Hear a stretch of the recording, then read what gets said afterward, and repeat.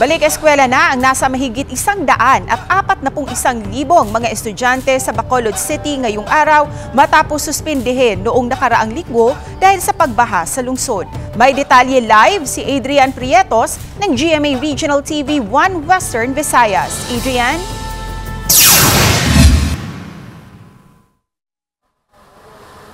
Yes, Cecil, mga kapuso, matapos nga ang 4 na araw na suspensyon ng klase sa unang linggo ng balik eskwela noong nakarang linggo dahil nga sa matinding masamang panahon at pagbaha, tuluyan na nga nagsimula ang klase sa lungsod ng Bacolod ngayong araw.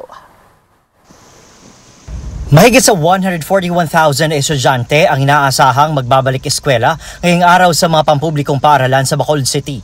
Ayon pa sa DepEd Division of Bacolod City, inaasahan pa nila na may mga maghahabol sa enrollment ngayong araw. Dahil sa naranasang pagbaha noong nakarang linggo, mahigit sa 50 paaralan sa lungsod ang ginamit bilang evacuation centers. Kaya noong weekend, puspusan ang paglilinis at pagkukumpuni sa mga classroom upang magamit sa pagbubukas ng klase ngayong araw. Ganun pa man, problema pa rin ng ilang paaralan ang kakulangan sa mga classroom.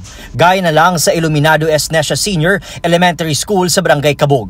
Mahigit sa 1,600 enrollees ng paaralan mula kinder hanggang grade 6 ang salitan sa paggamit ng 27 classrooms at sa 20 na silid-aralan, maliliit pa ang espasyo. May 10 namang classrooms ang subject for condemnation o kailangang i-demolish dahil late 1950s pa na ipatayo. So number 1 sir, sa part sa teacher sa Kabudlay, number 1 is ang classroom ginahimo na evacuation areas. Tumaas naman ang enrollment ngayong school year sa Negros Occidental High School sa Bacolod City na umabot sa 9,271 estudyante. Kaya problema din ng paaralan ang pagsisiksikan sa 165 lang na classrooms at 264 na guro. Oo, pero ginambala ko lapit madamo man lapit ng eskwelahan sa ilang nga lugar.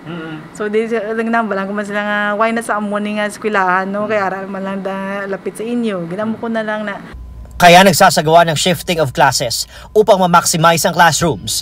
Nakikipag-ugnayan na rin ang DepEd sa Bacolod City LGU upang masolusyonan ang mga nasabing problema.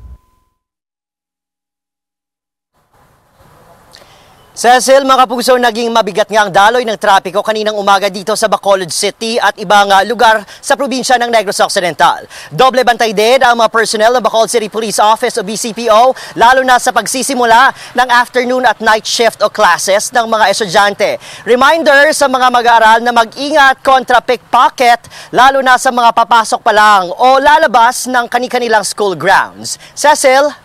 Maraming salamat, Adrian Prietos ng GMA Regional TV 1 Western Visayas.